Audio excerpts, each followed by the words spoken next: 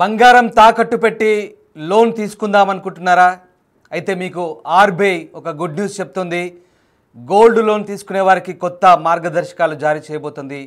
RBI బంగారంపై రుణ పరిమితిని రిజర్వ్ బ్యాంక్ ఆఫ్ ఇండియా పెంచింది. గతంలో బంగారం విలువపై 75% రుణానికి మాత్రమే అనుమతి ఉంది. ఇప్పుడు ఆ పరిమితిని 85%కి పెంచింది ఆర్బీఐ. గతంలో లక్ష విలువైన గోల్డ్పై 75,000 లోన్ ఇచ్చేవాళ్ళు. ఇప్పుడు లక్ష విలువైన గోల్డ్పై 85,000 విలువైన లోన్ ఇచ్చే అవకాశం కనిపిస్తోంది. త్వరలోనే దీనికి సంబంధించిన మార్గదర్శకాలు జారీ చేస్తామంటూ Reserve Bank of India governor Sanjay Malhotra చెప్తున్నారు. బంగారం రుణాలపై బ్యాంకులు అలాగే ఎన్బిఎఫ్సిలకు ఒకే తరహా నిబంధనలు ఉండాలంటూ మార్గదర్శకాలు జారీ చేస్తారు. ఆర్బీఐ నిర్ణయంతో ప్రస్తుతం బంగారంపై లోన్ తీసుకునే వారికి భారీ ఊరట లభించే అవకాశం కనిపిస్తుంది. ఇక బంగారంపై లోన్కు సంబంధించిన కొత్త మార్గదర్శకాలను త్వరలోనే జారీ చేయబోతున్నారు. శుక్రవారం సాయంత్రం లేదా సోమవారం దీన్ని విడుదల చేస్తామని గవర్నర్ సంజయ్ మల్హోత్రా అంటున్నారు. ద్రవ్య పరపతి విధాన కమిటీ సమీక్ష సమావేశంలో నిర్ణయాలను వెల్లడించే సందర్భంగా బంగారం రుణాలపై వివరాలు వెల్లడించారు. ఇటీవలే కేంద్ర ఆర్థిక మంత్రిత్వ శాఖ కీలక ప్రతిపాదన చేసింది. చిన్న మొత్తంలో రుణాలు తీసుకునే వారికి ఊరట కల్పించాలని కోరింది. ఆ దిశగా నిర్ణయం తీసుకున్నట్లుగా చెప్తున్నారు. దాదాపు 2.5 లక్షల కంటే తక్కువ మొత్తంలో ఉండే బంగారం రుణాలు తీసుకునే వారికి లోన్ టు వాల్యూ రేషియో అంటే 75% నుంచి 85%కి సవరిస్తున్నామంటూ గవర్నర్ సంజయ్ మల్హోత్రా చెప్తున్నారు. నేను మీకు మళ్ళీ చెప్తున్నాను, దాదాపు 2.5 లక్షల కంటే తక్కువ మొత్తంలో ఉండే బంగారం రుణాలు ఏవైతే ఉన్నాయో అవి తీసుకునే వారికి లోన్ టు వాల్యూ రేషియో అంటే 75% నుంచి 85%కి సవరిస్తున్నామంటూ గవర్నర్ సంజయ్ మల్హోత్రా చెప్తున్నారు. కేంద్ర ఆర్థిక మంత్రిత్వ శాఖ సూచన ప్రకారమే గత మార్గదర్శకాలను సవరించినట్లుగా మనకి ఇక్కడ స్పష్టమవుతోంది. బంగారం రుణాల విషయంలో బ్యాంకర్లు అలాగే నాన్ బ్యాంకింగ్ ఫైనాన్షియల్ సంస్థలకు ఒకే విధమైన నిబంధనలు ఉండాలని రిజర్వ్ బ్యాంక్ ఇండియా చెప్తోంది. అందులో భాగంగానే ఇటీవల ముసాయిదా మార్గదర్శకాలను కూడా జారీ చేసింది. ఇక లోన్ గరిష్ట విలువ అంటే తనఖా రుణం ఏ కేటగిరీలో ఉందంటే మనము కుదువ పెట్టిన రుణం ఏ కేటగిరీలో ఉంది, పేమెంట్లకు సంబంధించిన రూల్స్ ఏంటి, ఈ ముసాయిదా మార్గదర్శకాల్లో ఆర్బీఐ మొత్తంగా పొందుపరిచింది. జూన్ 6, 2025 అంటే శుక్రవారం ఎంపీసీ సమావేశంలో ఈ నిర్ణయాల వెల్లడి సందర్భంగా బంగారం రుణాలకు సంబంధించిన మార్గదర్శకాలపై వివరాలు వెల్లడించడంతో గోల్డ్ లోన్ సంస్థల షేర్లు పరుగులు పెట్టాయి. ప్రధానంగా మనప్పురం గోల్డ్ లోన్ సంస్థ షేర్లు 3% మేర పెరిగి 241 స్థాయిని చేరుకున్నాయి. అలాగే ముతూట్ ఫినాన్స్ కంపెనీ షేర్లు కూడా 5% లాభపడ్డట్టుగా తెలుస్తుంది. ఇతర గోల్డ్ లోన్ సంస్థల షేర్లు కూడా రాణించినట్టుగా కనబడుతుంది. ఇక వరుసగా మూడోసారి రెపో రేట్ను తగ్గించి మధ్యతరగతికి అదిరే శుభవార్త చెప్పింది Reserve Bank of India. Repo రేట్ను ఒక్కసారిగా 50 బేసిస్ పాయింట్లు కోత పెట్టింది. దీంతో 5.5%కి దిగి వచ్చింది. ఈ నిర్ణయం బ్యాంకుల్లో ద్రవ్య లభ్యతను పెంచుతుంది, తక్కువ వడ్డీకి లోన్లు ఇచ్చేందుకు దోహదపడుతుంది. అంటే బ్యాంకులు రుణాల వడ్డీ రేట్లను తగ్గిస్తాయి. ఇప్పటికే లోన్ తీసుకునే వారితో పాటు కొత్తగా లోన్ తీసుకునే వారికి అదనపు భారం అయితే తప్పుతుంది. సో తక్కువ వడ్డీకే లోన్లు అందించే అవకాశం అయితే కనబడుతుంది. సో మొత్తం మీద 2.5 లక్షల కంటే తక్కువ రుణాలు తీసుకునే వారికి లోన్ టు వాల్యూ అంటే 75% ఉంటే 85%కు సవరిస్తున్నారంటే 10% ఎక్కువ. దాదాపుగా ఫర్ ఎగ్జాంపుల్ మీరు 1,00,000 రూపాయల విలువైన బంగారం కుదవబెట్టారనుకోండి, దానికి 75,000 ఇచ్చేవారు ఇప్పటిదాకా.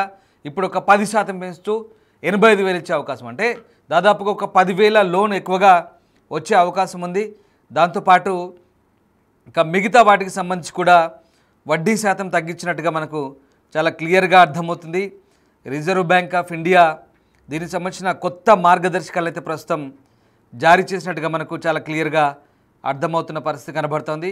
ఇంకా అంతేకాదు భారీ ఊరట కేవలం బంగారం మాత్రమే కాదు, గృహాలు వాహనాల రుణాలు తీసుకుంటే కూడా గుడ్ న్యూస్ చెప్తుంది రిజర్వ్ బ్యాంక్ ఇండియా.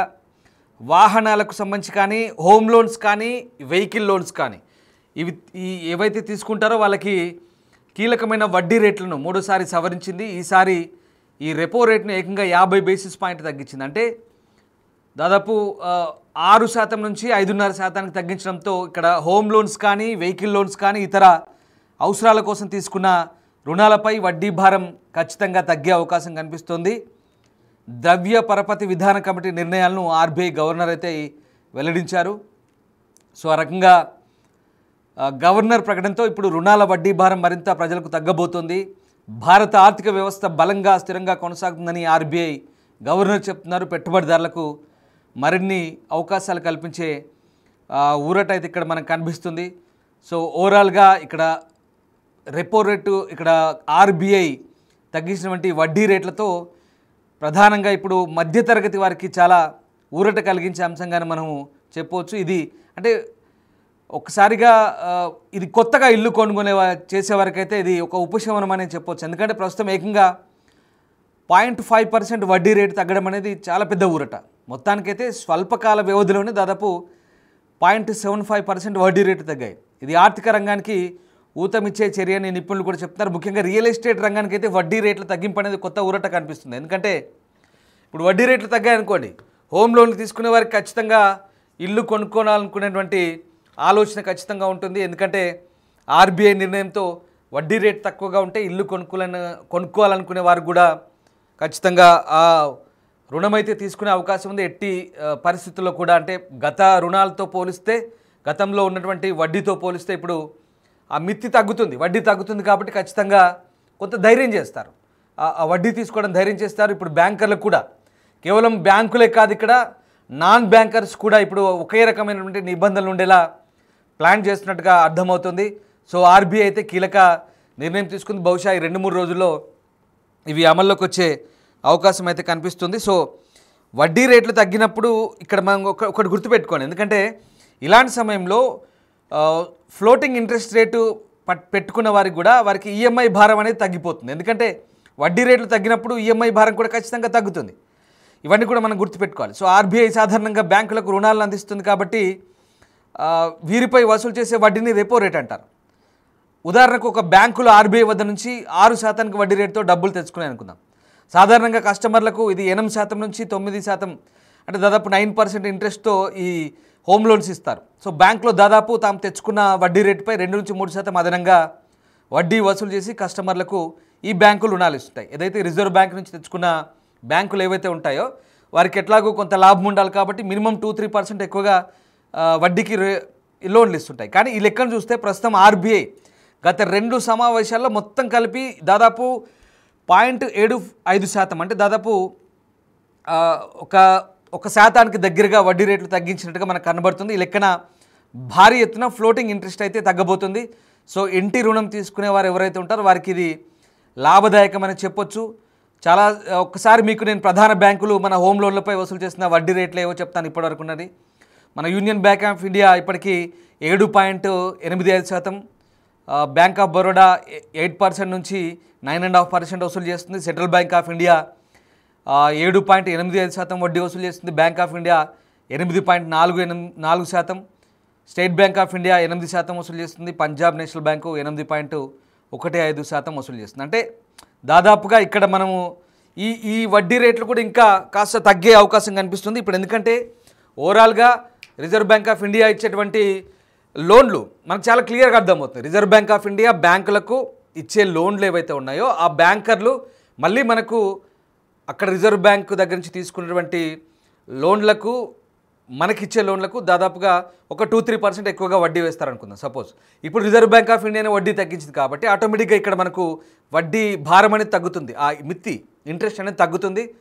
ఆటోమేటిక్గా మనకు ఈఎంఐలో కూడా అది తగ్గుతుంది, ఈఎంఐ భారం తగ్గుతుంది. ఆ రకంగా వాహనాలు, అలాగే హోమ్ లోన్స్, అలాగే ఇప్పుడు బంగారానికి సంబంధించినటువంటి ఆ పరిమితి పెంచారు, వాల్యూ పెంచారు. మనం ఇందాక మీకు చెప్పాను 75% నుంచి 85% పెంచారు. అంటే ఇప్పటి వరకు 75,000 ఇస్తే ఇప్పుడు 85,000 ఇవ్వబోతున్నారు 1,00,000 రూపాయలు సంబంధించినటువంటి బంగారానికి. సో ఆ రకంగా రిజర్వ్ బ్యాంక్ ఆఫ్ ఇండియా చేసినటువంటి ఇప్పుడు ఏదైతే నిర్ణయం ఉందో నిజంగా భారతదేశంలో మధ్యతరగతి, దిగువ మధ్యతరగతి, అలాగే సామాన్య మధ్యతరగతి వాళ్ళకి చాలా ఊరటనిచ్చే అంశంగా చాలా క్లియర్గా కనిపిస్తోంది.